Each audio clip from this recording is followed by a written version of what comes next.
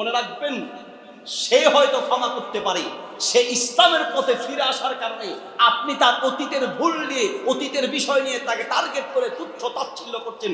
সে ক্ষমা করতে পারে, তার রব আল্লাহ আপনাকে হয়তো ক্ষমা করবে না। বিভিন্ন ভাবে তুচ্ছ তাচ্ছিল্য করছে। এক মেয়ের সাথে তার রিলেশন ছিল, বেয়াদবি মাফ করবেন, তার বাড়ির সামনে একটা বড় পুকুর, পুকুরের ওই পাশে হচ্ছে মেয়ের বাড়ি, এই পাশে ছেলের বাড়ি। সে মেসেজ দিয়ে জানিয়ে দিয়েছে, হালাল ভাবে যদি আমি তোমাকে পাই তো হালাল ভাবে গ্রহণ করবো ইনশাল্লাহ, আমাদের এই হারাম রিলেশন আমরা রাখবো না। এই কথা বলে মেসেজ দিয়ে ব্লক করে দিয়েছে। যদি তুমি সত্যিকার ইমানদার হও, যদি সত্যিকার তুমি ইমানদার হও, যদি সত্যিকার অর্থে তুমি জান্নাতকামী হও, জান্নাতের আশাবাদী হও, তবে শোনো, রাসূল সাল্লাল্লাহু আলাইহি ওয়াসাল্লাম একটা হাদিস তোমাকে শোনাই। আল্লাহ রাসূল বলেছেন, ইন্নাকা লান তাদা শাইআন লিল্লাহ ইল্লা আবদালাকাল্লাহু মা হুয়া খায়রুম মিনহু। যে ব্যক্তি আল্লাহর সন্তুষ্টির জন্য কোন একটা হারাম রিলেশন ছেড়ে দিবে, হারাম সম্পর্ক ছেড়ে দিবে, কোন অবৈধ সম্পর্ক ছেড়ে দিবে, যেই মেয়েকে ছেড়ে দিলে ওই হারাম অবৈধ সম্পর্কের কারণে আল্লাহকে ভয় করে ছেড়ে দিবে, আল্লাহর নবীর হাদিস অনুযায়ী খায়রুম মিনহা, তার চেয়ে উত্তম ব্যবস্থা আল্লাহ তোমার জন্য করবে ইনশাআল্লাহ। এর চেয়ে উত্তম ব্যবস্থা আল্লাহ তোমার জন্য করবে। হয়তো তাকেই হালাল ভাবে আরো উত্তম পন্থায় এনে দিবে, অথবা তার চেয়ে আরো সুন্দরী, রূপসী, গুণবতী মেয়ে আল্লাহ তোমার জন্য ইনশাআল্লাহ ব্যবস্থা করবে। রাসূল সাল্লাল্লাহু আলাইহি ওয়াসাল্লাম হাদিস শুনেন, শুধু মারলেই র্যাগিং হয়, মারলেই অপমান হয়, মারলেই জুলুম হয় এমনটা নয়। হাতের জুলুমের চেয়ে মুখের জুলুম আরো বড় মারাত্মক। হাত দিয়ে একটা থাপ্পড় দিলেন তো সে ব্যথা পাবে, কিছুক্ষণ পরে ভুলে যাবে, কিন্তু মুখের এমন এমন শব্দ উচ্চারণ আছে, এমন কথা আছে, যেই কথা তার কলিজা ভেঙে চুরমার করে দিতে পারে। হয়তো সে মাজলুম, আর রাসূল সাল্লাল্লাহু আলাইহি ওয়াসাল্লাম বলেছেন, ইত্তাকি দাওয়াতাল মাজলুম, মাজলুমের বদদুয়াকে ভয় পাও। তোমার ছোট, তোমার চেয়ে জুনিয়র, তোমার চেয়ে হয়তো ছোট, এই জন্য তোমাকে কিছু বলতে পারে নাই। তোমার টাকার ক্ষমতা আছে, তোমার দলের ক্ষমতা আছে, তোমার হয়তো বন্ধু বান্ধব বেশি, কিছু বলতে পারে নাই, কিন্তু মনে রেখো তার কলিজায় যে আঘাত লেগেছে, এই আঘাতের কথা যদি আল্লাহ পর্যন্ত পৌঁছে যায়, তোমাকে দুনিয়াতে আল্লাহ ধ্বংস করেছে। কাজেই মুখের জুলুম থেকে নিজেকে হেফাজত করতে হবে। সম্মানিত উপস্থিতি, আমরা কত ভাবে মানে ইসলাম যেটাকে শিখায় তার বিপরীত কালচার তৈরি করছে। রহিম, লাকাদ কানা লাকুম ফি রাসূলিল্লাহি উসওয়াতুন হাসানাহ। وقال النبي صلى الله عليه وسلم كل أمتي يدخلون الجنة إلا من أبى قيل يا رسول الله ومن أبى قال من أطعني دخل الجنة ومن عصاني فقد أبى। সকলে মুহাব্বতের সাথে দুরূদ ইব্রাহিম পড়ি। আল্লাহুম্মা সাল্লি আলা মুহাম্মাদ ওয়া আলা আলি মুহাম্মাদ কামা সাল্লাইতা আলা ইব্রাহিম ওয়া আলা আলি ইব্রাহিম ইন্নাকা হামিদুম মাজিদ। আল্লাহুম্মা বারিক আলা মুহাম্মাদ ওয়া আলা আলি মুহাম্মাদ কামা বারাকতা আলা ইব্রাহিম ওয়া আলা আলি ইব্রাহিম ইন্নাকা হামিদুম মাজিদ। অধ্যকারী চট্টগ্রাম সরকারি IGST কর্তৃক আয়োজিত চতুর্থ বার্ষিক ইসলামিক সেমিনার ও কোরআনিক সম্মেলনের 2024 সালের অধ্যকারী সম্মেলনে উপস্থিত মোহতারাম সম্মানিত প্রধান অতিথি, বিশিষ্ট সমাজসেবক জনাব ডাক্তার মিসবাহুল আলম স্যার, উপাধ্যক্ষ চট্টগ্রাম IST, বিশেষ অতিথি হিসেবে রয়েছেন জনাব মোহাম্মদ মোজাম্মেল হোসেন স্যার, শিক্ষক চট্টগ্রাম IGST, উপস্থিত সম্মানিত শিক্ষার্থীবৃন্দ। খুব অল্প সময় কথা বলবো ইনশাল্লাহ। আমি জানি যে আপনারা দীর্ঘ সময় ধরে কথা শুনে আসছেন, আপনাদের যেন বিরক্তি ভাব না আসে, এই জন্য আমি খুব সংক্ষেপে কথা বলবো। আর খৈরুল কালামি কল্লা ওয়া মাদাল্লাহ, উত্তম কথা হলো সেই কথা, সময় হবে কম কিন্তু কথা হবে দামি।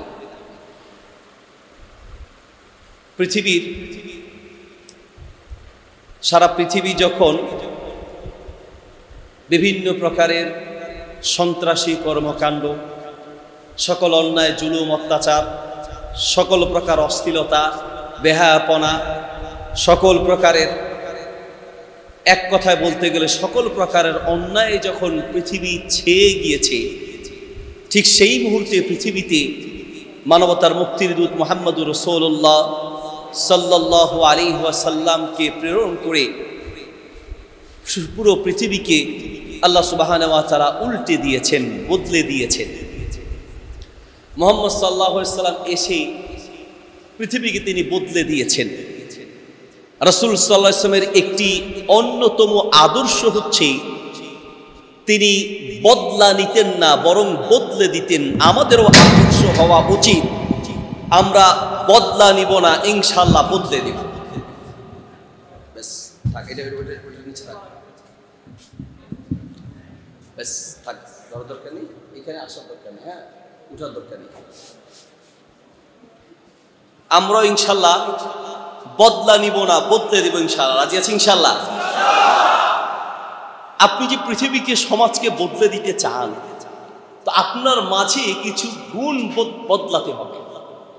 এমনও হয় অনেক সময় যে আমাদের সামান্যতম কিছু গুণের অভাবের কারণে আমরা চাইলেও আমার আশপাশ বা আমাদের বন্ধু বান্ধব বা আমাদের আত্মীয় স্বজন প্রতিবেশীদের মাঝে কোনো পরিবর্তন ঘটাতে পারি না। নবী সাল্লাল্লাহু আলাইহি ওয়াসাল্লামের এমন কিছু গুণ ছিল যেই গুণ দিয়ে তিনি পুরো সমাজকে বদলে দিয়েছেন। একজন ইতিহাসবিদ বলেন, রাসূল সাল্লাল্লাহু আলাইহি ওয়াসাল্লামের সাথে জীবনে কেউ যদি একবারের জন্য সাক্ষাৎ করত, মৃত্যুর আগ পর্যন্ত আল্লাহর নবীকে কখনো তিনি ভুলতে পারতেন না। অল্প সময়ের জন্য যদি একবার আল্লাহর নবীর সাথে দেখা হতো, হোক সে মুসলিম হোক সে অমুসলিম, হোক সে ইসলামের অনুসারী হোক সে অন্য ধর্মের অনুসারী, একবার সাক্ষাৎ করলে মৃত্যুর আগ পর্যন্ত ভুলতে পারতেন না। কি সেই তার আদর্শ ছিল। আমরাও যদি আমাদের জীবনে রাসূল সাল্লাল্লাহু আলাইহি ওয়াসাল্লামের সেই আদর্শগুলোকে বাস্তবায়ন করতে পারি, তো ইনশাআল্লাহ আমিও পারবো, আপনিও পারবেন আমাদের এই সমাজকে বদলে দিতে ইনশাআল্লাহ। আপনার একটা হাসি সমাজকে বদলে দিতে পারবে। আপনার একটা মুখের হাসি দিয়ে আপনার শত্রুর অন্তরকে আপনি পরিবর্তন করে দিতে পারবেন। আপনার একটা মুখের হাসি। নবী সাল্লাল্লাহু আলাইহি ওয়াসাল্লামের একটা সুন্নাহ হচ্ছে, মিশকাতে হাদিসটি আছে, তিরমিজিতে আছে, মুসনাদ আহমদে আছে। নবী সাল্লাল্লাহু আলাইহি ওয়াসাল্লাম বলেন, ইন্না মিনাল মারুফি আন তালকা আখাকা বিওয়াজহিন তালাক। তোমার মুখের হাসি, এটাও তুমি হাসি দিয়ে যতক্ষণ কথা বলবে ততক্ষণ তোমার আমলনামায় ফেরেশতারা নেকি লিখতে থাকবে। ফেনী নোয়াখালীর ভাষায় বলে, কিছু মানুষের চেহারা হ্যাঞ্জিনা মুয়া, মানে সন্ধ্যামুখী, মানে দিনও না রাতও না, মুখে কোনো হাসি নেই। অথচ আপনি যখন কথা বলার সময় হাসি দিয়ে কথা বলবেন, তো আপনার হৃদয়ে তার ভালোবাসা জাগ্রত হবে। সাহাবী বলছেন, মা রাআইতু আকসারা তাবাসসুমান মিন রাসূলিল্লাহ, আমি আল্লাহ রাসূলের চেয়ে অধিক মুস্কি হাসতে পৃথিবীর কাউকে দেখি না।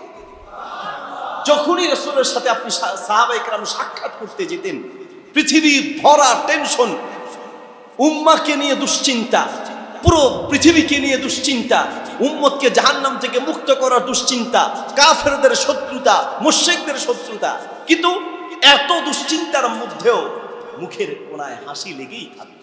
এই জন্য আপনি যদি নিজেকে আদর্শবান হিসেবে গড়তে হয়, তাহলে হাসতে শিখুন, মুস্কি হাসি মুখে লাগিয়েই রাখুন।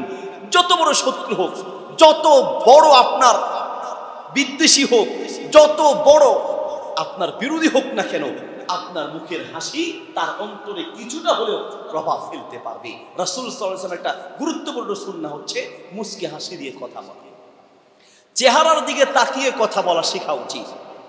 আজ আমাদের ইয়ংদের একটা বেয়াদবি, মাফ করবেন, আপনারা যেহেতু কলেজ ভার্সিটির স্টুডেন্ট, আপনাদের জন্য বলছি, আমাদের একটা মারাত্মক রোগ এবং এটা রাসূলের আদর্শ বিরোধী একটা স্বভাব। সেটা হলো, আমরা অন্যের সাথে কথা বলি কিন্তু আমাদের দৃষ্টি থাকে অধিকাংশ সময় মোবাইলের দিকে। ইভেন আপনি আপনার টিচারের সাথে কথা বলছেন, আপনার মা বাবার সাথে কথা বলছেন, আপনার চোখ হচ্ছে মোবাইলের দিকে। হ্যাঁ আম্মা বলেন, হ্যাঁ বাবা বলেন, তার মানে আপনি এদিকে গেমস খেলছেন, ফ্রি ফায়ার, পাবজি খেলছেন, অথবা অন্য কারোর সাথে চ্যাটিং করছেন। তো আপনি সেই সাথে একজন টিচারের সাথে কথা বলছেন। নিঃসন্দেহে এটা একটা অভদ্রতা। নিঃসন্দেহে এইরকম যদি আপনি বড়দের সাথে কথা বলেন, আপনার দৃষ্টি অন্যদিকে থাকে, তাহলে যার সাথে কথা বলছেন সে অবশ্যই মনে করবে যে আপনি তাকে গুরুত্ব দিচ্ছেন না। আমরা বিভিন্ন প্রোগ্রামে কথা বলি, তো অনেক শ্রোতাদের চেহারা আমাদের অন্তরে অঙ্কিত হয়ে যায়।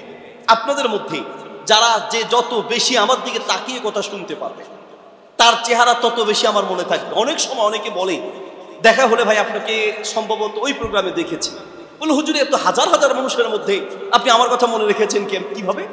তখন আমরা বলি যে আমি কথা বলার সময় সবচেয়ে বেশি আপনার চেহারা আমার দিকে ফেরানো ছিল। তার মানে আপনি ডানে বামে এই দিক সেদিক না তাকিয়ে সবসময় আপনি আমার দিকে তাকিয়েছেন। এই জন্য যেই কারো কথা বলার সময় বা কারো কথা শোনার সময় তার চেহারার দিকে তাকিয়ে কথা বলতে হয়। নবী সাল্লাল্লাহু আলাইহি ওয়াসাল্লামের গুরুত্বপূর্ণ একটি আদর্শ ছিল, তিনি চেহারার দিকে তাকিয়ে কথা বলতেন। তবে রাসূলের আরেকটি আদর্শ হচ্ছে তিনি কারো ত্রুটির দিকে তাকাতেন না। আমি বিশ্বাস করে একটা হাদিস পড়ে বড় অবাক হয়েছে। হাদিসটি হচ্ছে রাসূল সাল্লাল্লাহু আলাইহি ওয়াসাল্লাম নিষেধ করেছেন কেউ যেন কোনো কুষ্ঠ রোগীর রোগের দিকে না তাকায়। তার মানে শ্বেত রোগ হয়, বিভিন্ন রোগ হয় না, যেমন শ্বেত রোগে শরীরের বিভিন্ন জায়গায় সাদা থাকে, চেহারার কোনো কোনো জায়গায় সাদা, শরীরের সাদা, হাতের বিভিন্ন জায়গায় সাদা সাদা থাকে। আমি চিন্তা করলাম আল্লাহ রাসূল এই সাদা অংশের দিকে বা অসুস্থ জায়গার দিকে তাকাতে নিষেধ করেছেন, কারণটা কি? তাকালে তো আর এটা আপনার ছোঁয়াচে এমন নয় যে এটা একটা ছোঁয়াচে রোগ যে তাকানোর কারণে তার শরীরে চলে আসবে। নিষেধ করলেন কেন? পরে সেই হাদিসের ব্যাখ্যা খুঁজতে গিয়ে বুঝলাম নিষেধ করেছেন এই জন্য ইসলাম সুবহানাল্লাহ কতটা মানে সামাজিক বিজ্ঞান মানুষকে শেখায়, কতটা মানে গভীরভাবে মানুষের সামাজিক কালচারের দিকে লক্ষ্য রাখে। রাসূল সাল্লাল্লাহু আলাইহি ওয়াসাল্লাম তাকাতে নিষেধ করেছেন এই জন্য যে আপনি কোনো ব্যক্তির ত্রুটি স্থানের দিকে যদি তাকান তাহলে সেই লোকটা লজ্জা পাবে, একটু লজ্জিত হবে, একটু নিজেকে ছোট মনে করবে যে আপনি বারবার তার ত্রুটির দিকে তাকাচ্ছেন। সহিহ মুসলিমের হাদিস মুসনাদ আহমদে আছে, নবী সাল্লাল্লাহু আলাইহি ওয়াসাল্লাম বলেন কুল্লুল মুসলিমি আলাল মুসলিমি কুল্লুল মুসলিমি আলাল মুসলিমি হারামুন দামুহু ওয়া মালুহু ওয়া ইরদুহু। কিয়ামত পর্যন্ত তিনটা জিনিস হারাম। এক, কোন মুসলিমকে রক্তাক্ত করা হারাম। দুই, কোন মুসলিমের মাল অন্যায়ভাবে খাওয়া হারাম। ঠিক তেমনি একজন মুসলিমকে রক্তাক্ত করা যেমন হারাম, একজন মুসলিমের মাল অন্যায়ভাবে খাওয়া যেমন হারাম, ঠিক তেমনি একজন মুসলিমকে লজ্জা দেয়া, ছোট করা, তুচ্ছ তাচ্ছিল্য করা কিয়ামত পর্যন্ত হারাম। কাউকে আপনি লজ্জা দিতে পারবেন না। আর এই যে একে অপর দেখেন, শুধু তার ত্রুটির দিকে তাকালে কারো কানে সমস্যা, আপনি বারবার তার কানের দিকে তাকাচ্ছেন, এটা আমাদের বদ অভ্যাস। কারো মাথার চুল নাই, আপনি মাথা উঁচু করে তার মাথার মানে ওই যে তুলির দিকে তাকাচ্ছেন, মাথার টাক বেচারা এমনি লজ্জায় শেষ, অনেক কষ্ট করে এটাকে আছড়ায়া চিরুনি দিয়ে কোনো রকম যেখানে টাক সেটাকে ঢেকে রেখেছে, আপনি এরপরেও ফাঁকে দিয়ে তাকাচ্ছেন। টুপি দিয়ে রাখছে, এরপরও কিছু মানুষ ডানে বামে খালি তাকায়, মানে কি ঘটনা কি, সামনে চুল আছে মাঝখানে নাই নেই মনে হয়, আপনি তার টুপির দিকে তাকাচ্ছেন। এবং মানুষকে লজ্জা দেওয়াটা আমাদের এখন একটা মানে কালচারে পরিণত হয়েছে, এবং লজ্জা দিয়ে বেচারার হৃদয়টাকে ভেঙে চুরমার করে দিয়ে এরপর এক দোস্ত আরেক দোস্তরে কয় দোস্ত ফান করছে, ফান। আপনি তাকে তার বাবা তুলে তাকে লজ্জা দিচ্ছেন, তার মায়ের কথা বলে লজ্জা দিচ্ছেন, তার পরীক্ষার নাম্বার কম তুলে লজ্জা দিচ্ছেন, মানে বিভিন্ন সোর্সে বিভিন্ন পন্থায় তাকে লজ্জা শরম দিয়ে এরপরে বলছে ফান করছি। আপনাকে ইসলাম এটা সমর্থন করে না। হয়তো সে জবাব দিতে পারে নাই, কিন্তু তার কলিজাটা ভেঙে চুরমার হয়ে গেছে, ঠিক কিনা? সুনানে তিরমিজিতে হাদিস আছে, সুনানে আবু দাউদে আছে, সহিহুল জামি কিতাবে আছে। নবী সাল্লাল্লাহু আলাইহি ওয়াসাল্লাম বলেছেন ইসরাফুল লিসান কাউকুইস সাইফ। কখনো কখনো মানুষের মুখের একটা কথা তলোয়ারের আঘাতের চেয়ে মারাত্মক হয়। আপনি কলেজ ভার্সিটিগুলোতে র্যাগিং হয়, সিনিয়ররা জুনিয়রদেরকে, জুনিয়ররা তার জুনিয়রদেরকে, ঠিক না? বেয়াদবি মাফ করবেন না। কিভাবে আপনি সিনিয়র, এখন আপনাকে সে কিছু বলতে পারবে না, দেখলেই আপনি তাকে একটা তুচ্ছ তাচ্ছিল্য করে একটা মানে এমন একটা শব্দ উচ্চারণ করলেন, এখন আপনি বড়, সে কিছু বলতে পারছে না, আপনি তাকে শুনেন। শুধু মারলেই র্যাগিং হয়, মারলেই অপমান হয়, মারলেই জুলুম হয় এমনটা নয়। হাতের জুলুমের চেয়ে মুখের জুলুম আরো বড় মারাত্মক।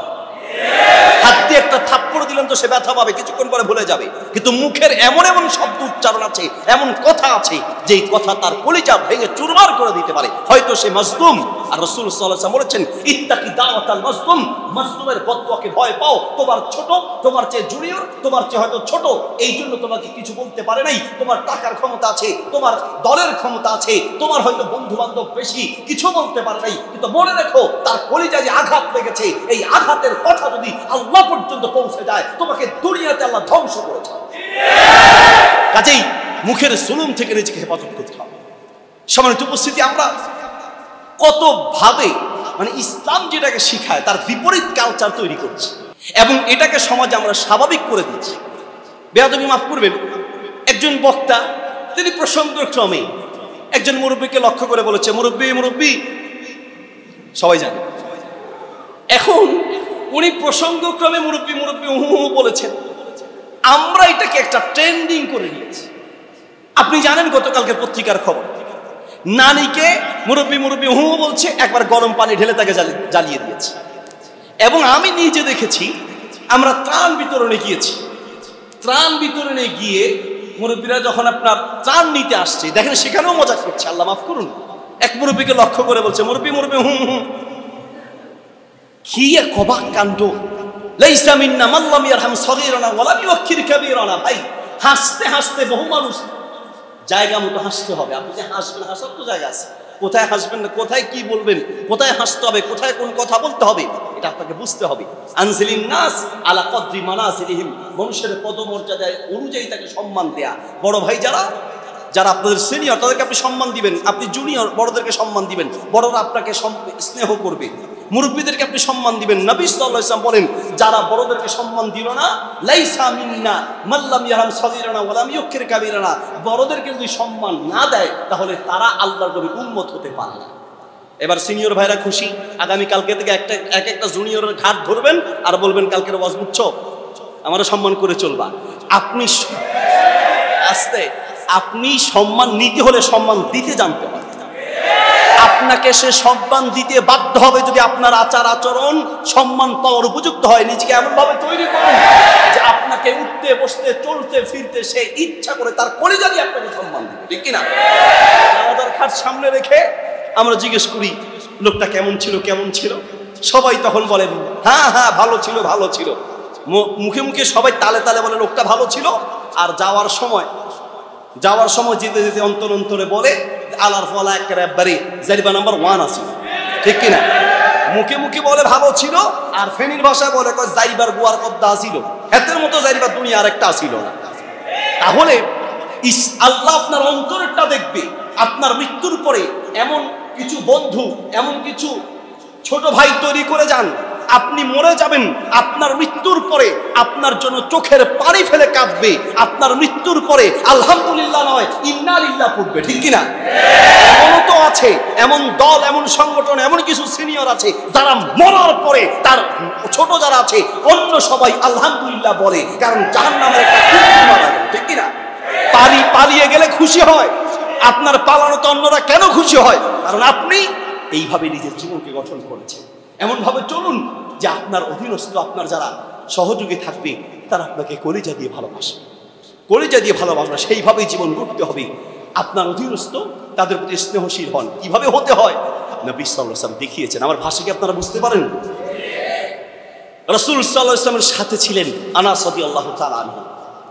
তিনি বলেন, খাদিমতু 10 সিনিন, আমি 10 বছর আল্লাহর নবীর খিদমত করেছি। 10টা বছর, 10 বছর খিদমত করার পরেও আল্লাহর নবী কোনো দিন আমাকে বলে নাই লিমা ফালতা হাল্লা ফালতা, এই কাজটা কেন করো নাই, কেন করেছো, এইরকম ধমক দিয়ে একদিনও তিনি কথা বলেন নাই। আল্লাহু আকবার। রাসূল সাল্লাল্লাহু আলাইহি ওয়াসাল্লাম কতটা সিনিয়র ছিলেন, কতটা সিনিয়র! সুবহানাল্লাহ বলেন। কতটা সিনিয়র ছিলেন যে আসমানের দরজা যার জন্য প্রথমে খোলা হবে, আর সে আজিম পর্যন্ত যিনি পৌঁছেছিলেন, সুবহানাল্লাহ, যাকে খুশি করার জন্য জিবরাইল আলাইহিস সালামকে পাঠিয়ে আল্লাহ তাআলা জিজ্ঞেস করছেন, এত বড় নবী, তো তিনি যদি তিনার ব্যাপারে যদি এমন হয় যে তিনি তার অধীনস্থদের ব্যাপারে কখনো ধমক দিয়ে কথা বলেন নাই, আর আমরা ধমক দেওয়াটা আমাদের একটা কালচারে পরিণত হয়েছে। জি, একটু হাঁটাচলা বন্ধ করলে ভালো হবে। জি, ধমক দিয়ে কথা বলা, অন্যকে অপমান করা, তুচ্ছ তাচ্ছিল্য করা আমাদের একটা ট্রেন্ডিং, একটা কালচারে পরিণত হয়েছে। নবী সাল্লাল্লাহু আলাইহি ওয়াসাল্লামের ব্যাপারে বলেন যে 10 বছর আমি খেদমত করেছি, কোনো দিন তিনি আমাকে একটা ধমক দিয়ে কথা বলেন নাই। আপনারা বলবেন যে আনাস রাদিয়াল্লাহু তাআলা খুব সহজ সরল, ভালো, ভদ্র প্রকৃতির ছিল, কোনোদিন ভুল করে নাই, এই জন্য ধমক দেয় নাই। এটা আপনার ভুল ধারণা। আনাস রাদিয়াল্লাহু আনহু বলেন যে আমিও আমার জীবনে ভুল করেছি, কিন্তু সেই ভুলগুলোকে তিনি সহজে ক্ষমা করে দিয়েছেন। বদলা নেন নাই, বদলে দিয়েছেন। তিনি সহজে ক্ষমা করে দিয়েছেন। কিভাবে? আনাস রাদিয়াল্লাহু আনহু বলেন যে আমাকে রাসূল সাল্লাল্লাহু আলাইহি ওয়াসাল্লাম একদিন বাজারে পাঠালেন। আমি বাজারে যাচ্ছি, যাওয়ার পথে রাস্তার পাশে দেখছি কিছু বাচ্চারা খেলছে। আমি বাচ্চাদেরকে খেলতে দেখে আমিও খেলার মাঠে নেমে গেলাম। খেলতে খেলতে একটা পর্যায়ে আল্লাহর নবী যে আমাকে বাজারে পাঠালেন, আমি ভুলেই গেলাম।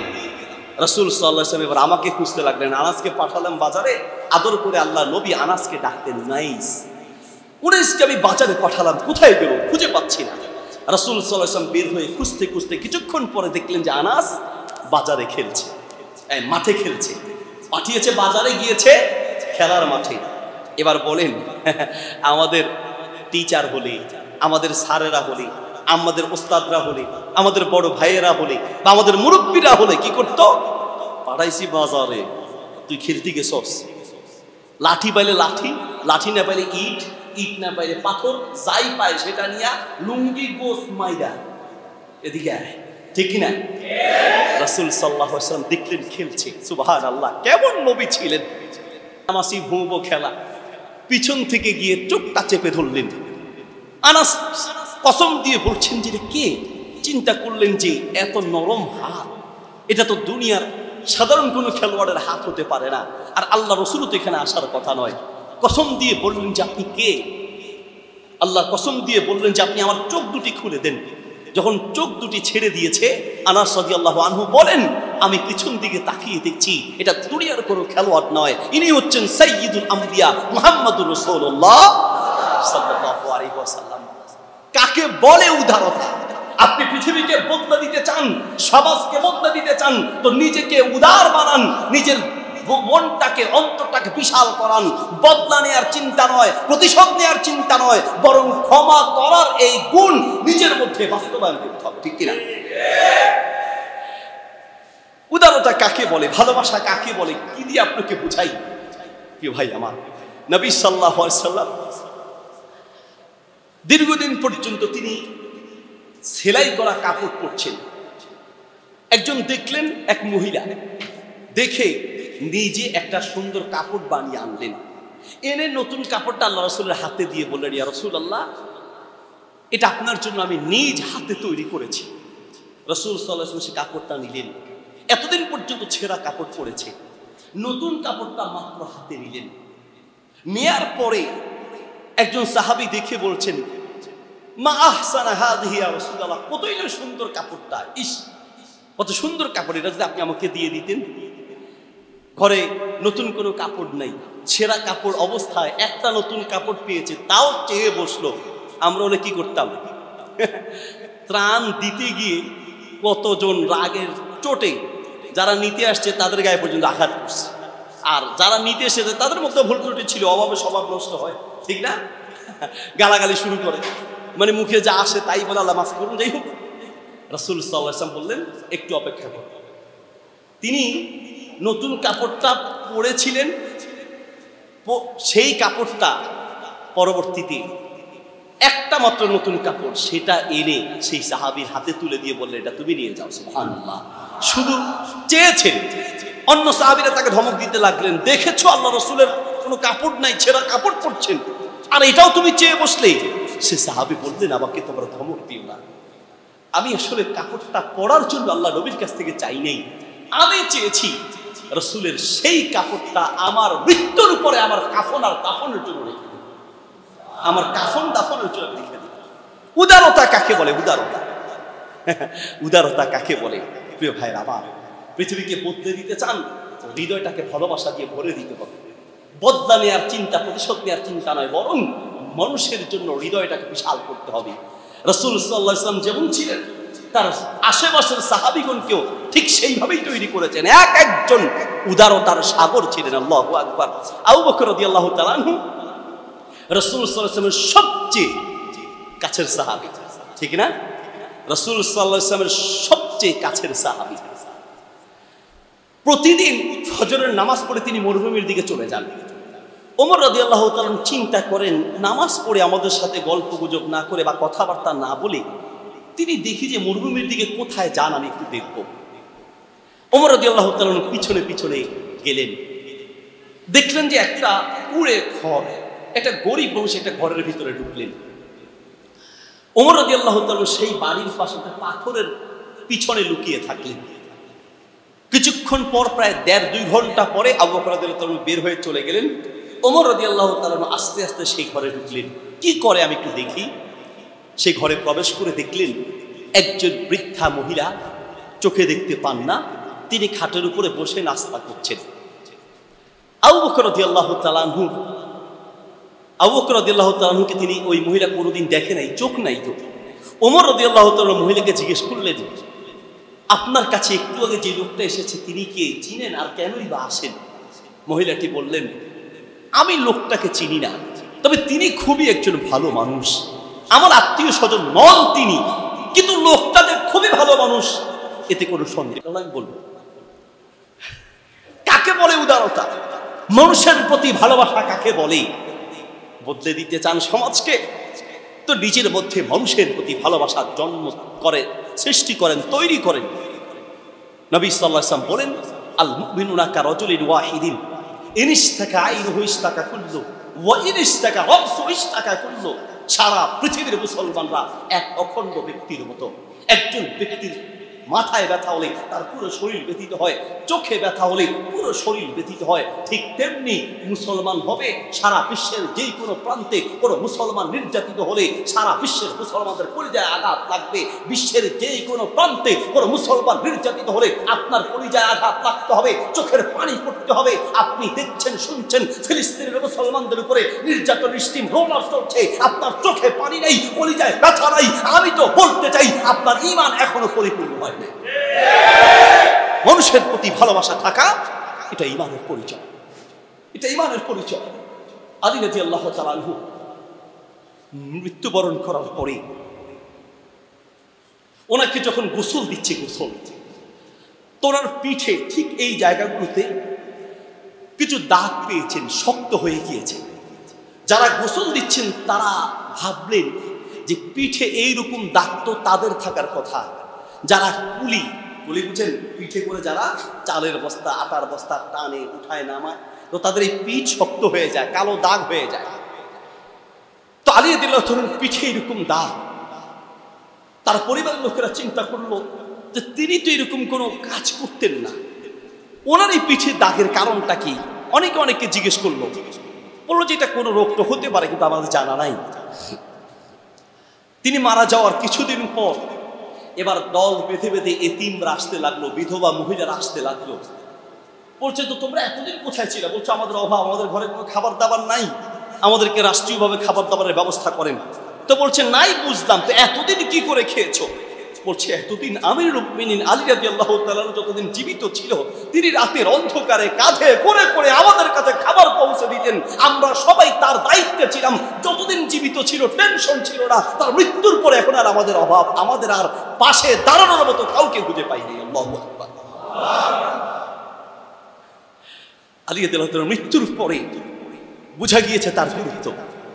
সমাজও আলহামদুলিল্লাহ ইনশাআল্লাহ এখনো এমন কিছু মানুষ আছে, তাদের মৃত্যুর পরে বোঝা যাবে যে এই লোকগুলো কতটা গুরুত্বপূর্ণ ছিল এই সমাজের জন্য, এই সমাজে তাদের বেঁচে থাকা কতটা জরুরি ছিল, এটা তাদের মৃত্যুর পরে আমরা বুঝতে পারবো ইনশাআল্লাহ তাআলা। প্রিয় ভাইরা, আবার বলতে চাচ্ছিলাম, হৃদয়টাকে মানুষের জন্য ভালোবাসা দিয়ে পরিপূর্ণ করুন।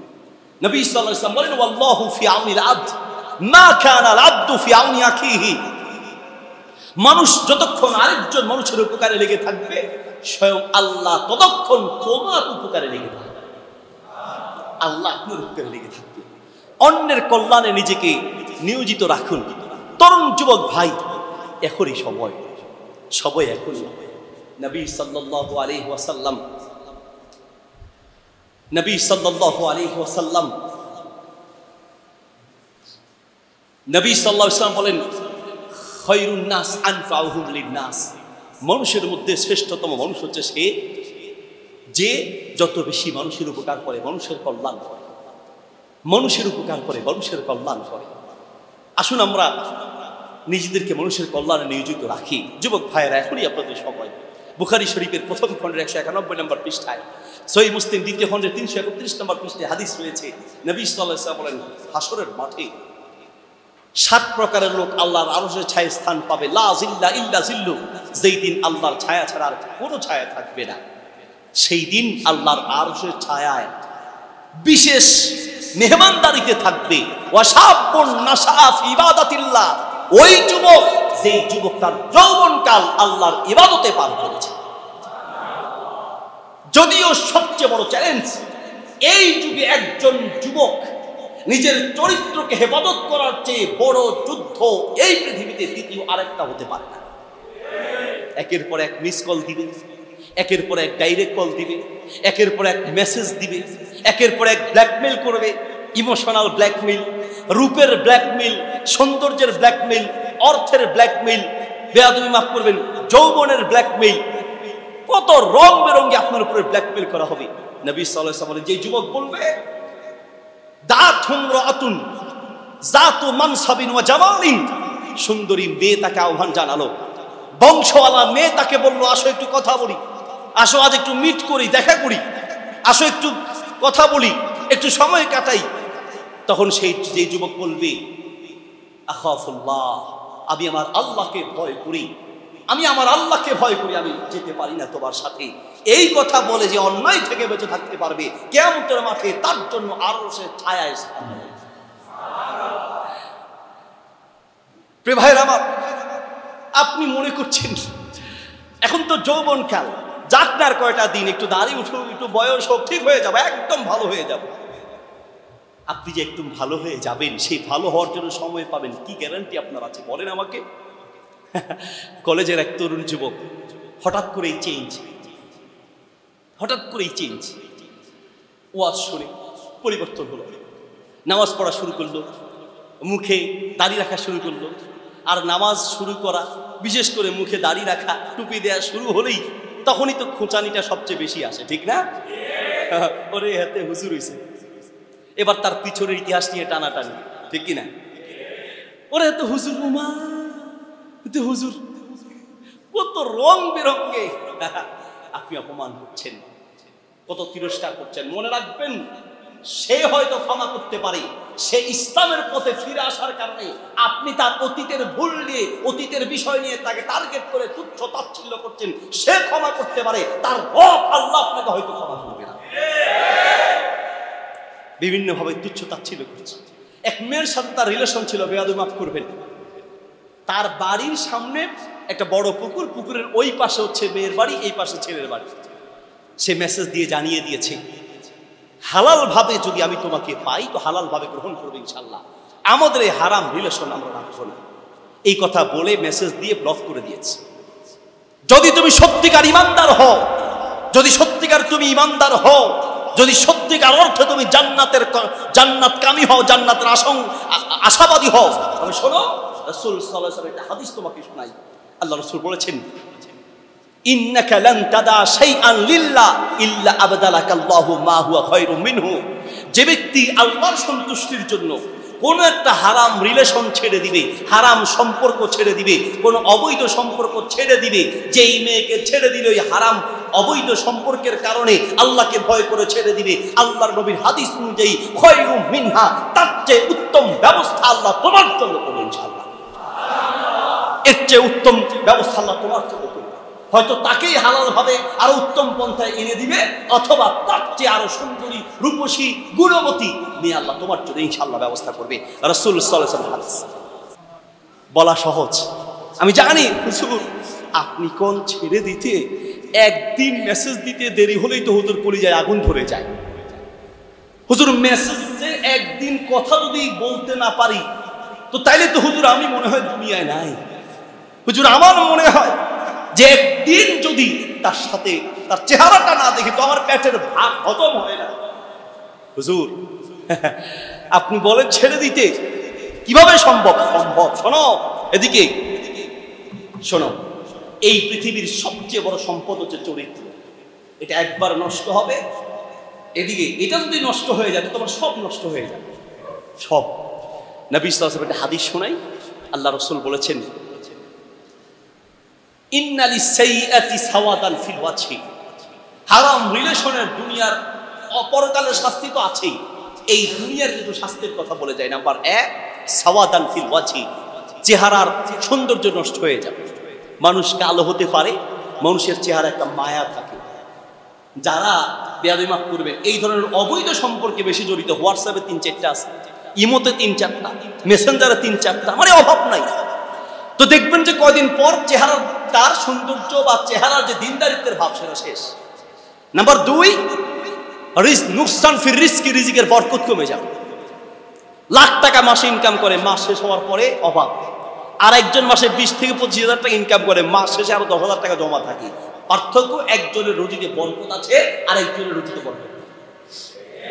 3 নম্বর শাস্তি বাক্তাতান ফি কুলুবিল খালক, সৃষ্টি জগতের ভালো মানুষের অন্তরে তোমার প্রতি আল্লাহ ঘৃণা সৃষ্টি করে দিবে।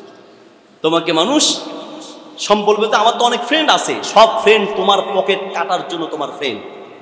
আমার যে ছেলের একটা বক্তব্য আছে না, যে দুনিয়াটাই স্বার্থ, যতদিন অর্থ আছে ততদিন বন্ধু আছে, যতদিন টাকা আছে ততদিন বন্ধু আছে, যতদিন সম্পদ আছে বন্ধু আছে, যতদিন ক্ষমতা আছে ততদিন বন্ধু আছে। যারা অর্থ সম্পদের জন্য তোমাকে বন্ধু বানিয়েছে সব স্বার্থবান, সব স্বার্থ। তোমার আসল বন্ধু সে যে তোমাকে হারাম রিলেশনে বাধা দেয়, তোমার আসল বন্ধু সে যে তোমাকে নামাজের জন্য ডাকে, তোমার আসল বন্ধু সে যে তোমাকে হারাম থেকে বাধা দেয়, তোমার আসল বন্ধু সে যে তোমাকে কোরআনের মাহফিলে নিয়ে যায়, ইসলামিক প্রোগ্রামে নিয়ে যায়, সে তোমার আসল বন্ধু। সব তোমার শত্রু, বিশ্বাস করো। আজ তুমি পড়ে যাও, আজ তুমি মরে দেখো, তারপরে দেখবে তোমার শত্রু কাকে বলে, আসল চেহারা ফুটে উঠবে। তোমার সাথে সম্পর্ক শুধু ওই নাম্বার নেওয়ার জন্য। নাম্বার, বহু স্কুল কলেজের ছাত্ররা বলে হুজুর তার সাথে আমার সম্পর্ক শুরু হয়েছে নাম্বার কালেকশন করতে গিয়ে। আরে বাপরে বাপ, নাম্বার কালেকশন করতে গিয়ে বলে সম্পর্ক, নাম্বার কালেকশন করে। খুলে আর বললাম না, স্যারেরা আছেন। প্রিয় ভাইরা আমার বলতে যাচ্ছিলাম, শুনুন 4টি শাস্তি এই দুনিয়া। নাম্বার 1 চেহারা সৌন্দর্য আল্লাহ নষ্ট করে দিবেন। নাম্বার 2 রিজিকের বরকত আল্লাহ কমিয়ে দিবেন। নাম্বার 3 ভালো মানুষের অন্তরে আপনার প্রতি ঘৃণা সৃষ্টি করে দেওয়া হবে। নাম্বার 4 নম্বর হলো ওয়াহনান ফিল বাদান, শরীরে আল্লাহ এমন রোগ দিবে, ডাক্তার ঔষধ দিবে দূরে থাক, ডাক্তার রোগটাও খুঁজে পাবে। এটা হলো দুনিয়ার শাস্তি। আখিরাতের শাস্তি তো আছেই। কি লাভ আমাকে বলেন? হয় কম তো হয় নাই। আপনি আপনার জীবনকে, নিজের বিবেককে আজকে বাড়িতে গিয়ে নিজেকে প্রশ্ন করেন, কম তো করেননি, কম তো হয় নাই, যা করলেন পেলেনটা কি? নিজের আদর্শে একটা কালিমা লিপুন করে দিলেন। প্রিয় ভাইরা আমার বলতে যাচ্ছি, বদলে দিতে চান তাকে নিজেকে বদলান, নিজেকে পাল্টে দেন, নিজের চরিত্রকে নিয়ে একটু ভাবার চেষ্টা করুন। নবী সাল্লাল্লাহু আলাইহি ওয়াসাল্লাম বলেন ইন্নাল মুমিনা লা ইউদরিকু বিহুসনি খুলুকিহি দারাজাতাস সাইমিল কাইম, একজন চরিত্রবান মুসলিম সারা দিন ধরে রোজা রাখলে যে সওয়াব, সারা রাত ধরে তাহাজ্জুদ করলে যেই পরিমাণ সওয়াব হবে, সেই পরিমাণ সওয়াব পাবে একজন চরিত্রবান মুসলিম প্রতিটা মুহূর্তে মুহূর্তে। সুবহানাল্লাহ। চরিত্রকে সুন্দর রাখার চেষ্টা করতে হবে। চরিত্রহীন বন্ধু থেকে 10 হাত দূরে থাকতে হবে। চরিত্রহীন বন্ধু যারা বেয়াদবি মাফ করবেন নেশা করে, সে কি নেশাটা বইতে পড়ে পড়ে শিখেছে? নেশা কেউ বইতে পড়ে শিখে নাই। সিগারেট খাওয়া কি বইতে পড়ে শিখেছে? নিশ্চয়ই তার কোনো বন্ধু থেকে সে সিগারেট খাওয়া শিখেছে। বন্ধু গিয়েছে তো দেখতেছে যে সে টান মারতেছে, আর দোস্ত একদিন তো জোর করে একদিন মুখে দিয়ে দিছে, 2-4টা কাশি টাশি দিছে, পরের দিন আরেকবার দিছে কাশি, আগে দিছে 5টা, এবার দিছে 3টা, আরেকদিন দিয়ে দিছে, এবার কাশি দেয় না। এবার কয় যে কি কেমন লাগে, হ্যাঁ একটু পামটাম দিছে, কয় না লাগে তো একটু নায়ক নায়ক ভাব লাগে। এই শুরু হলো সিগারেট খাওয়া, বিড়ি খাওয়া, এরপরে শুরু হলো ইয়াবা, এরপরে শুরু হলো নেশার জগতে যে পা বাড়িয়েছে সে তো ধ্বংস হয়েছে, তার পরিবারটাও শেষ হয়ে যাবে। এই জন্য হিফজে মা তাকাদ্দাম, আগ থেকেই সতর্ক থাকতে হবে। আগ থেকেই সতর্ক থাকতে হবে। দোস্ত এদিকে চরিত্র ধরে রাখা এটা খুব যুদ্ধ, কোনো কারণে যেন তোমার চরিত্রটা নষ্ট না হয়। আমি আবার বলছি, এই ব্যাপারে এই যুগে যুবকদের জন্য সবচেয়ে বড় চ্যালেঞ্জ হচ্ছে নিজের চরিত্রকে ঠিক রাখা। পারবেন? একটা কথা মনে রাখতে হবে, কি? ওমর রাদিয়াল্লাহু তাআলা আনহু এক পাহাড়ের পাশ দিয়ে যাচ্ছেন। ওমর রাদিয়াল্লাহু তাআলা একটি পাহাড়ের পাশ দিয়ে যাওয়ার সময় দেখছেন একজন রাখাল কিছু ছাগল পালছে, ছাগল। তো রাখালকে পরীক্ষা করার জন্য বলছেন, আতারিফু আল উমার আতারিফুল আমির ওমর ইবনে খাত্তাব রাদিয়াল্লাহু আনহু, ওমর ইবনে খাত্তাবকে তুমি চিনো? আমিরকে চিনো? মানে চিনে কিনা? লা আরিফুহু, না আমি তাকে চিনি না। কি করে? সে রাখাল, মানে ছাগল পালে, ছাগল পালে। তাকে ডাক দিয়ে বলছে, শোনো ওমর এখানে, ওমরকে যদি তুমি চিনো না, ওমর নিয়ে তোমার টেনশন নাই, তোমাকে একটা প্রস্তাব দিই। তুমি গরিব মানুষ, আমরা একটা প্রয়োজন, আমরা মুসাফির মানুষ, আমাদের একটা প্রয়োজন। কি? বলছে তোমার যে ছাগল, একটা ছাগল আমাদের কাছে বিক্রি করো, আমরা কিছু টাকা দিই, তো তুমি গরিব মানুষ, তোমার উপকার হলো, আমাদের উপকার হলো। তো বলছে আমি তো ছাগলের মালিক নই, ছাগলের মালিক হচ্ছেন আরেকজন, আমি শুধু রাখাল। আপনি ছাগল কিনতে চাইলে মালিকের কাছে গিয়ে বলেন। ওমর রাদিয়াল্লাহু তাআলা পরীক্ষা করার জন্য বললেন, শোনো মালিক যদি না থাকে তুমি কি বোকা? তাহলে তো আরো সুবিধা, মালিক কাছে নাই, তুমি টাকাটা নিবা, খরচ করবা, তুমি বলার দরকার কি? আর আমরা তো তোমার মালিককে চিনি না, আমরা তোমার মালিককেও বলবো না। রাখাল বলল, আপনি তো ঠিক বলেছেন, আমার মালিক দেখবে না, মালিককে আমি বুঝ দিতে পারবো, আপনার টাকাও আমি নিতে পারবো, খরচও করতে পারবো, আমার মালিক কিচ্ছু জানবে না। মালিক জানবে না, ঠিক আছে, ছাগলের মালিককে বুঝ দেওয়া যাবে, ছাগলের মালিককে কোন রকমে বুঝ দেওয়া যাবে, ফাআইনাল্লাহ, কিন্তু আমি আমার মালিক আল্লাহকে বুঝ দিব কি দিয়ে? আল্লাহু আকবার। কিচ্ছু লাগবে না, খালি একটা ভয় আপনার ভিতরে ঢুকান, এই একটা ভয় আপনি ঢুকান যে আমি আমার আল্লাহকে কি দিয়ে বুঝ দিব, আপনার পুরো জিন্দেগি চেঞ্জ হয়ে যাবে। একটা ছেলে একটা মেয়েকে খুব পছন্দ করে, মেয়েটা খুব ধার্মিক, এই জন্যই পছন্দ করে। তো একটা পর্যায়ে মেয়েটার সাথে দেখা করার অনেক রাস্তা খুঁজছে, পায় না। একদিন দেখলো যে অন্ধকারে সবাই ঘুমিয়েছে, মেয়েটা বাড়ির কোনো একটা টেনশনে বাড়ি উঠানে গিয়েছে। সে দেখেই চুপে চুপে গিয়ে একটু দূর থেকে বলল যে আমি তোমাকে একটা কথা শুধু বলব, আমি আসলে খারাপ ছেলে না, আমি কারোর সাথে রিলেশন করি নাই, আমি ভালো ছেলে, এবং তোমার ভালো গুণের কারণে আমি একটা কথা বলতে চাই। মেয়েটা গাছের আড়ালে গিয়ে বলছো, কি বলবেন বলেন? বলছে আমি একটু তোমার কাছে এসে কথাটা বলতে চাই। তার মানে প্রস্তাব দিবে, বিয়ের প্রস্তাব বলেন বা ভালোবাসার প্রস্তাব, যেটাই বলেন না কেন। আর আধুনিক ভাষায় বলে কি, প্রপোজ করা, নাকি প্রপোজ করবে। তো মেয়েটা বলল যে দেখেন, আপনি যদি কিছু বলতে চান তো তাহলে আপনি আমার মা বাপকে বলুন, আমার সাথে কি? বলছে দেখেন একটু কাছে এসে কথা বলে। বলছে না, আপনি ওখান থেকে বলেন, কাছে এসে কেন বলতে হবে? আর তাছাড়া এখন বললে এই যে আপনি কথা বলছেন, এটা অন্যরা দেখলেও তো আমরা বিপদে পড়ে যাব। ছেলেটা বলছে সবাই ঘুমাচ্ছে, আমি আপনার সাথে কথা বললে কোনো সমস্যা নাই, কেউ দেখবে না। তখন মেয়েটা বলল, আপনি নিজেকে ধার্মিক বলছেন, আপনি নিজেকে দিনদার বলছেন, আর বলছেন সবাই ঘুমাচ্ছে, আপনি আমি কাছাকাছি কথা বললে অসুবিধা নেই, কেউ দেখবে না।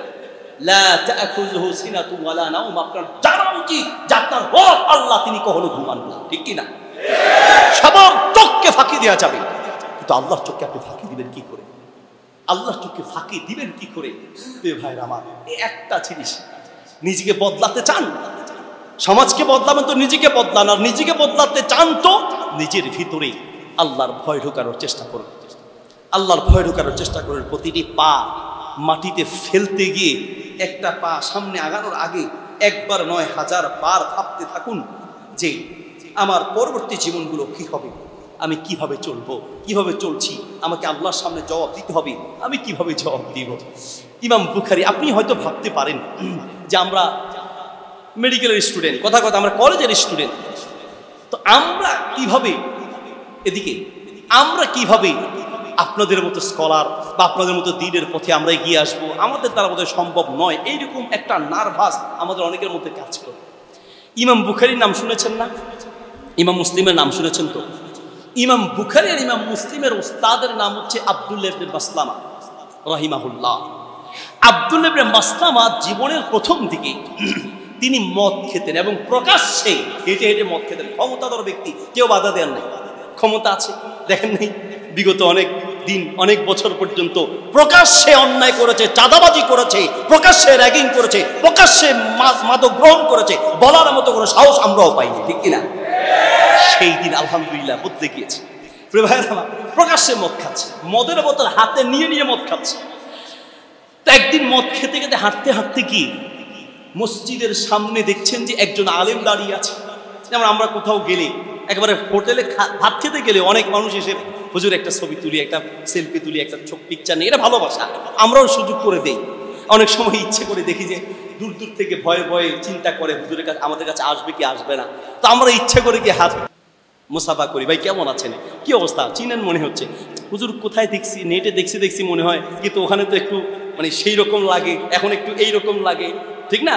ভিডিও এডিটিং করতে গিয়ে তোরা মানে আলতা, সোনো, ক্রিম অনেক কিছু লাগায়, যার কারণে সেখানে মোটামুটি সাদা ফকফকে হয়ে যায়, স্বাস্থ্যরাস্ত একটু গোস্তরা জোড়া দিয়ে দেয়। তো হুজুর ওখানে আসলে কি আপনি সেই জন কিনা?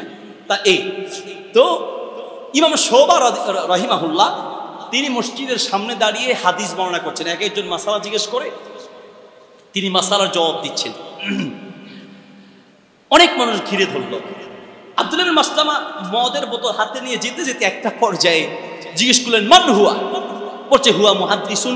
আরে মানিল মুহাদ্দিস কে? তিনি বলছে তিনি একজন মুহাদ্দিস। তো মুহাদ্দিস কাকে বলে? আল্লাযী ইউহাদ্দিসু আনিন নবী সাল্লাল্লাহু আলাইহি ওয়াসাল্লাম। মুহাদ্দিস হচ্ছে তিনি যিনি আল্লাহ রাসূলের হাদিস বর্ণনা করেন, ইনি আল্লাহ রাসূলের হাদিস বলছেন। আব্দুল্লাহ বিন মাসলামা মুসলিম ছিল, তো মদের বোতলটা হাতে নিয়ে লোকজনকে ধাক্কা দিয়ে সব আমি কথা বলবো। তো তার মানে রাগ দেখে সবাই জায়গা দিয়ে দিল, তিনি ইমাম শোবার কাছে গেলেন। ইমাম শোবার কাছে গিয়ে ইমাম শোবাকে বললেন, আনতা মুহাদ্দিসুন? না আনা মুহাদ্দিস। মাযা তুরিদ, কি চাও? বলছে হাদিস নিবি, হাদিস আনিন নবী সাল্লাল্লাহু আলাইহি ওয়াসাল্লাম, আমাকে একটা হাদিস শুনান, একটা হাদিস শুনতে চাই। বলছে আপনার হাতে মদের বোতল, মুখে মদের গন্ধ, আর আপনি হাদিস শুনতে চাচ্ছেন। আগে মদের বোতল রেখে পবিত্র হয়ে তারপরে আসেন। এবার মদ তো খাইছে, মাথা এমনি গরম আছে, বাহিরে গিয়ে লাঠি একটা নিয়ে এসে হাদিস শুনাইবেন না, বাড়ি গিয়ে মাথা করাইবেন না। ইমাম শোভা চিন্তা করলেন যে হাদিস শুনতে চাচ্ছে, কি তার আগ্রহ, আর না বললেও তো বিপদ, আচ্ছা বলি। আর মনে মনে দোয়া করলেন, আল্লাহ তুমি যদি চাও তো একটা মানুষের জীবন একটা হাদিস দিয়েও পাল্টে দিতে পারো, ঠিক কিনা? মানুষের জীবন পাল্টে দিতে পারে, হাদিস মানুষের জীবন পাল্টে দিতে পারে। ঘন্টার পর ঘন্টা বক্তব্য লাগে না, 5 মিনিটের বক্তব্য মানুষের জীবন চেঞ্জ করে দিতে পারে। বললেন ঠিক আছে, একটা হাদিস শুনাই। নবী সাল্লাল্লাহু আলাইহি ওয়াসাল্লাম বলেছেন, ইদা লাম তাস্তাহি ফাসনা মা শিকতা। তোমার যদি লজ্জা না থাকে তাহলে তুমি যা ইচ্ছা তা করতে পারো। আল্লাহ নবী বলেছেন তোমার লজ্জা না থাকলে তুমি যা ইচ্ছা তা করতে পারো, কারণ লজ্জা না থাকলে সে যা ইচ্ছা তা করতে পারে। তোমার যদি লজ্জা থাকে, যেই আল্লাহ তোমাকে মুখ দিয়েছে, আল্লাহর দেয়া মুখ দিয়ে তুমি আল্লাহ নিষিদ্ধ জিনিস খেতে পারো না, আল্লাহর দেয়া চোখ দিয়ে আল্লাহ নিষিদ্ধ পথে তাকাতে পারো না, আল্লাহর দেয়া কান দিয়ে আল্লাহ নিষিদ্ধ কথা শুনতে পারো না, আল্লাহর দেয়া মুখ দিয়ে আল্লাহ নিষিদ্ধ কথা বলতে পারো না, আল্লাহর দেয়া পা দিয়ে আল্লাহ নিষিদ্ধ পথে যেতে পারো না, আল্লাহর দেয়া হাত দিয়ে আল্লাহ নিষিদ্ধ জিনিস টাচ করতে পারো, ঠিক কিনা? সত্যিকার অর্থে তোমার মধ্যে লজ্জা নাই। কার লজ্জা আছে? আমরাও তো মাঝে মাঝে ভাবি যে আমাদের মধ্যে লজ্জা নাই, আমরাও বেহায়া। যদি আমাদের লজ্জা থাকতো, তাহলে যেই আল্লাহ আমাদেরকে এত দয়া মায়া করে এত নিয়ামত দিয়েছেন, সেই আল্লাহর বিরুদ্ধ পথে যাই কি করে? সত্যি কথা, আমরা বেইজ্জত বেলজ্জত, আমাদের লজ্জা করতে নাই। হেলেন কিলার একজন বিজ্ঞানী, আপনাদের মনে কষ্ট হচ্ছে, আমি ছেড়ে দিব, ছেড়ে দিচ্ছি অল্প সময় ভাই। এদিকে হেলেন কিলার চোখে দেখে না, কানে শোনে না, মানে শরীরের অনেকগুলো অঙ্গ প্রত্যঙ্গ নাই, প্রতিবন্ধী। একজন প্রতিবন্ধীর কত কষ্ট সেটা না দেখলে বুঝবেন না। আমি একটা প্রতিবন্ধী মাদ্রাসা করেছি আলহামদুলিল্লাহ, আপনারা অনলাইন হয়তো দেখেছেন। চোখে দেখে না, কিন্তু আলহামদুলিল্লাহ কোরআন পড়াচ্ছে, তো চোখেও দেখে না, কানেও শোনে না, অনেকগুলো অঙ্গ প্রত্যঙ্গ নাই। সেই হেলেন কিলারকে ডেকে প্রশ্ন করা হলো, সে একজন অমুসলিম ছিল। প্রশ্ন করা হলো, আচ্ছা আপনাকে আপনার স্রষ্টা অনেকগুলো অঙ্গ প্রত্যঙ্গ দেয় নেই? এদিকে কথা বলছো কেন বাবা? কথা বলা যাবে না, এই যে আপনার একটু আওয়াজ করা যাবে না। অনেকগুলো অঙ্গ প্রত্যঙ্গ আপনাকে দেয় নেই, তো আপনি আপনার স্রষ্টার প্রতি কি কি অভিযোগ আপনার আছে? কথা কি বুঝতে পারছেন?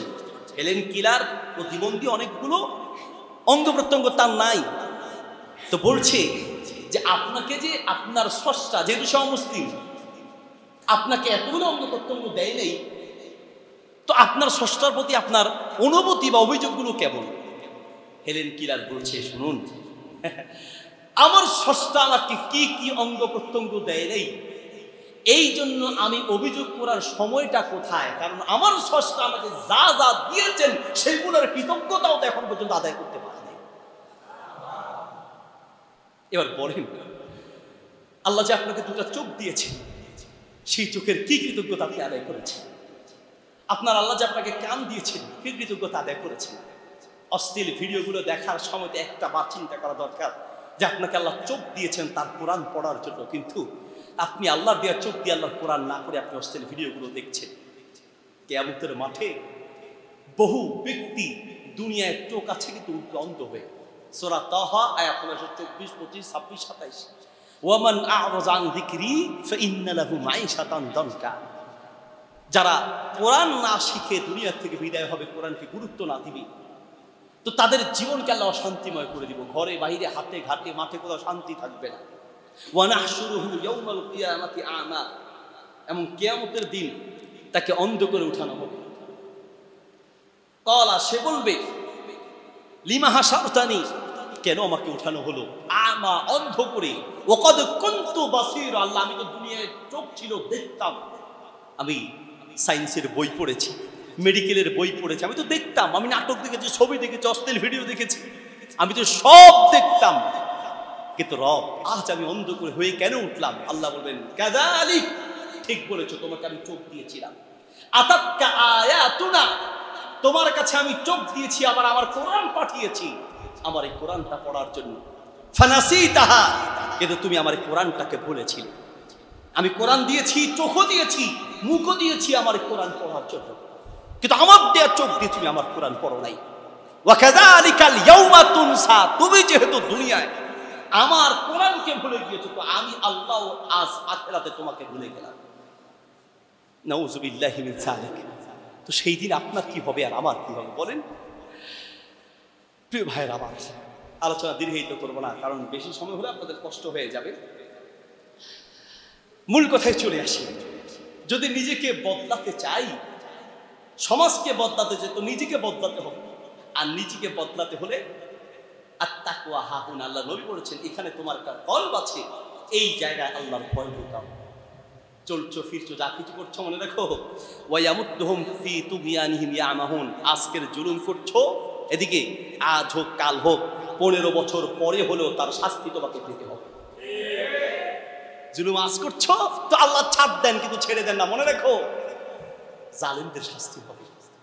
প্রিয় ভাইয়ের আমার, আপনার স্কুল কলেজ ভার্সিটির স্টুডেন্ট শিক্ষার্থী, যে সকল ভাইয়েরা মিলে আজকের এই সুন্দর কোরআনিক কনফারেন্সের আয়োজন করেছেন, আমি অন্তর থেকে আপনাদের সাধুবাদ জানাই। জেনারেল শিক্ষা গ্রহণ করা হারাম নয়। আপনি এটা এই লাইনটা মোটামুটি আলহামদুলিল্লাহ, মানে ডাক্তার বা চিকিৎসক হওয়ার একটা সহযোগী লাইন, ঠিক না? আমি বলি যে আধুনিক বিজ্ঞানের শিক্ষা যত সহজ হচ্ছে, ইসলাম বুঝা ততটাই সহজ হচ্ছে, ঠিক কিনা?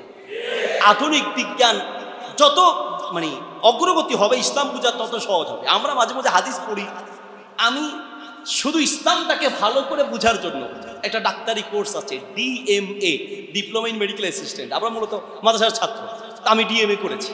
কেন করেছি? শুধুমাত্র ইসলামের কোরআন হাদিসের বিষয়গুলোকে বিজ্ঞানের আলোকে বোঝার জন্য। আপনি দেখেন, আপনি একজন ডাক্তার, আপনি যদি একজন চিকিৎসা বা ডাক্তার হন, চিকিৎসা সংক্রান্ত হাদিসগুলো আপনি যতটা বুঝবেন, আমি কিন্তু ততটা বুঝবো না, ঠিক কিনা? এই জন্য আপনিও এগিয়ে আসতে পারেন ইসলাম প্রচারের জন্য। তার বাস্তব দৃষ্টান্ত পৃথিবীতে দেখিয়েছেন ডক্টর জাকির নায়েক, ঠিক কিনা? একজন জেনারেল শিক্ষিত লোক, কিন্তু আলহামদুলিল্লাহ সারা পৃথিবীর বুকে আল্লাহ তাআলা তার মাধ্যমে ইসলামের কত খেদমত করেছেন। চাইলে আপনিও হতে পারেন, আপনি ডক্টর জাকির নায়েকের চেয়ে আরো বড় ইসলামের খাদেম বা দায়ী হবেন না, এরকম কোনো গ্যারান্টি আছে? বরং হতে পারেন। যার কথা বলছিলাম, আব্দুল্লাহ ইবনে মাসলামাকে ইমাম শোবা বলেছেন, তোমার লজ্জা নাই, যদি তোমার লজ্জা থাকতো তো তাহলে তুমি এই কাজ করতে পারতা না। সে সাথে সাথে থরথর করে কাঁপতে লাগলো। বাড়িতে গিয়ে মাকে বলছে, মা তুমি অনেকদিন আমার জন্য দোয়া করেছো, আজ তোমার দোয়া বোধহয় কবুল হয়েছে। আসলেই তো আমি মুহাদ্দিসের কাছ থেকে শুনেছি আল্লাহ নবী বলেছেন লজ্জা থাকলে সে যা ইচ্ছা তা করতে পারে না। আমার মা লজ্জা নাই, আল্লাহর দেয়া মুখ দিয়ে আল্লাহ নিষিদ্ধ জিনিস গ্রহণ করছি। মা আমাকে কাপড় চোপড় দাও, কিছু টাকা দাও, আমি মদিনায় চলে যাই। সেই দিন বাড়ি থেকে এই একটা হাদিস শুনে মদিনায় চলে আসলেন। মদিনায় এসে দীর্ঘ সময় ধরে কোরআন হাদিস নিয়ে পড়ালেখা করতে করতে এত বড় মুহাদ্দিস হয়েছেন। ইমাম বুখারী আর মুসলিমের মতো বড় ছাত্র, বড় মুহাদ্দিসকে তিনি নিজে পড়িয়েছেন। সুবহানাল্লাহ। আপনিও হতে পারেন। বলছি যে আপনারা যদি এগিয়ে আসেন, ইসলামটা বুঝা আপনাদের জন্য অনেক ক্ষেত্রে আলহামদুলিল্লাহ বরং সহজ হবে। তার বাস্তব দৃষ্টান্ত দিই। আমি সুনান আবু দাউদে একটা হাদিস পড়েছিলাম ছাত্র জীবন। নাহা রাসূলুল্লাহি সাল্লাল্লাহু আলাইহি ওয়াসাল্লাম আইয়ুতানাফাসা ফিল ইনাই আও ইউনফাকা ফীহি। আল্লাহ নবী সাল্লাল্লাহু আলাইহি ওয়াসাল্লাম পানি খাওয়ার সময় পানির গ্লাসে নিঃশ্বাস ছাড়তে নিষেধ করেছেন।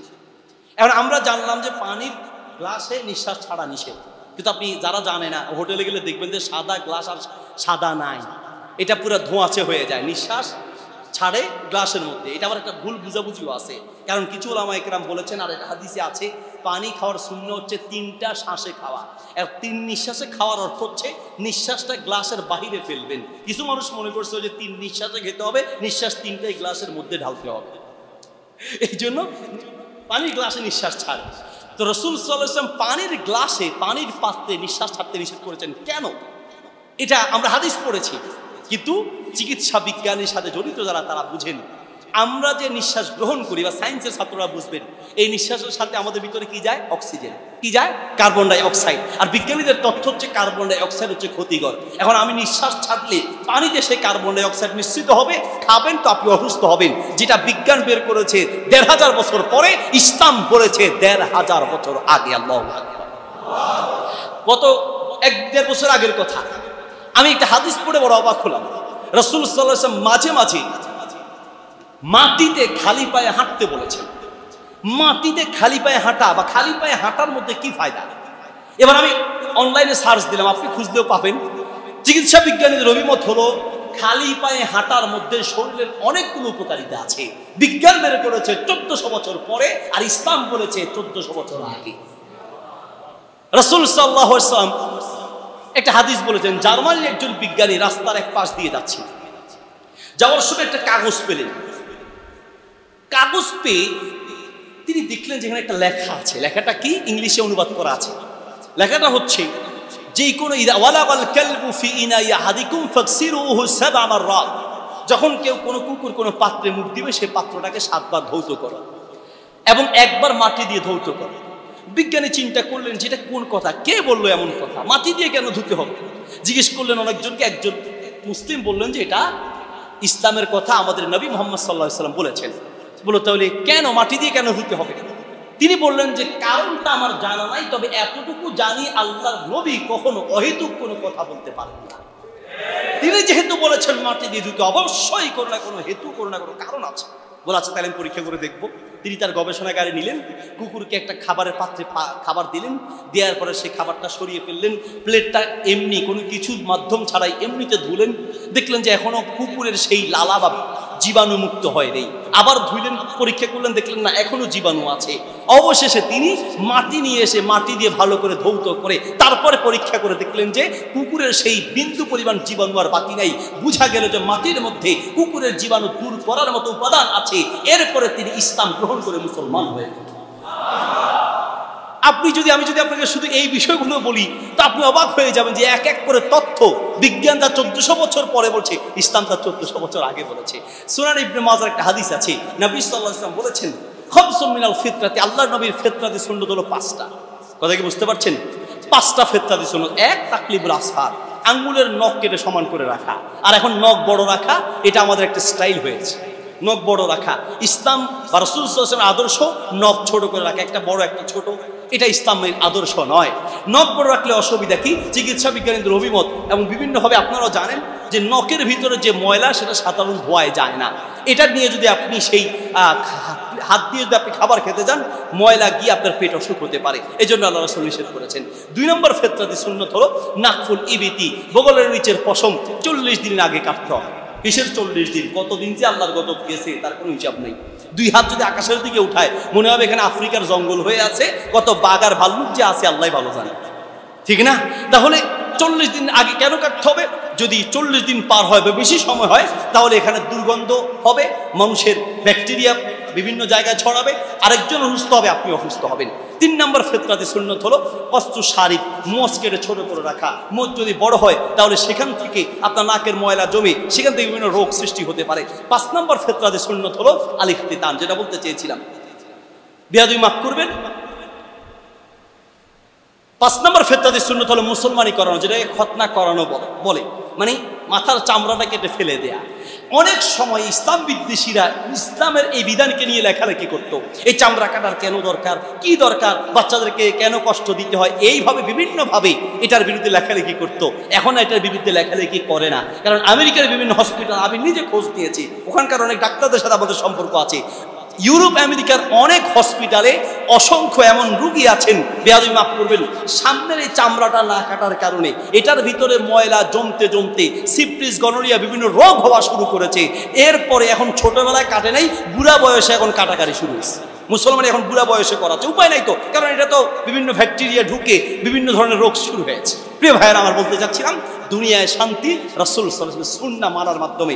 আপনারা যারা চিকিৎসা বিজ্ঞানের সাথে জড়িত আছেন, আপনারা যত ইনশাআল্লাহ শিখতে পারবেন এবং ইসলামকেও পাশাপাশি বুঝবেন, ইসলাম বুঝা আপনাদের জন্য সহজ হবে, আপনার দ্বারাও সম্ভব ইনশাআল্লাহ এই যুগের একজন শ্রেষ্ঠ দায়ী হওয়া। সেই সাহস, ইচ্ছা, আগ্রহ নিয়ে আগাতে থাকেন। আল্লাহ তাআলা আপনাদেরকে ইনশাআল্লাহ বারাকা দান করবেন। প্রিয় ভাইয়েরা আমার, আইইউবি মিডিয়া